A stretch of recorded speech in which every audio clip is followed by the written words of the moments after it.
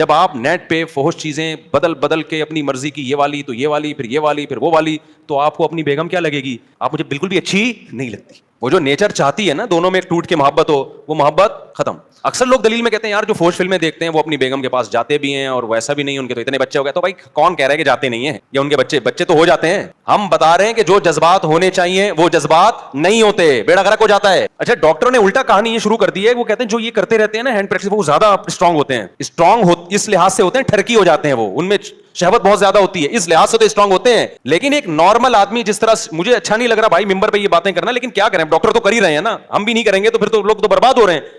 देखो, मन ताज्जल बिशैइन क़ब्ला अवानिही उक़िबा बिहिरमानिही, कि जो किसी चीज को वक्त से पहले हासिल कर लेता है, वक्त पर उसको अल्लाह वो लज्जत नहीं देते, वक्त पे फायदा नहीं होता। और ये जो हैंड प्रैक्टिस करने वालों को डिप्रेशन खत्म होती है ना, तो ये डिप्रेशन हो इसलिए रही है कि तुमने अपने आप को इसका आदी बना दिया है। आदत नहीं होगी तो डिप्रेशन ही नहीं होगी।